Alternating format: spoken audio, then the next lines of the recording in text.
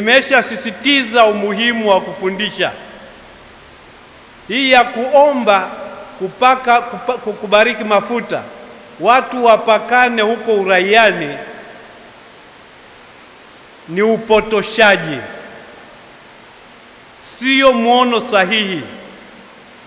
Kwa hiyo mafuta tunayobariki leo na mafuta tutakayoweka wakfu leo sio ya kupakana uraiani, yatatumika ndani ya kanisa katika mpangilio sahihi na stahiki kwa ajili ya kuwatakatifuza watu wa Mungu.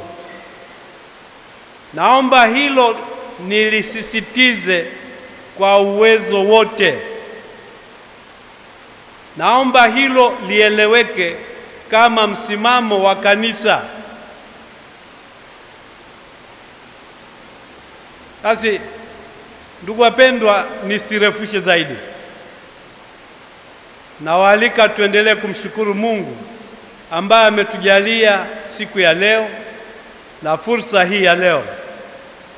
Tumuombe atuzidishie Roho wake Mtakatifu kusudi tutambue uwakfu wetu, wito wetu na utume wetu.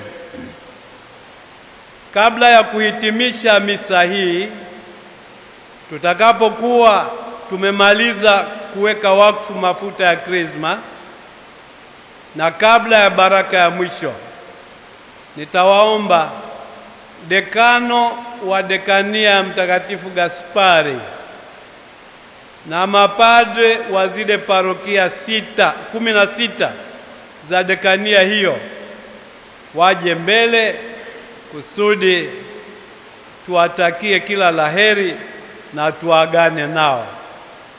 Amani ya Kristo iwe nanyi.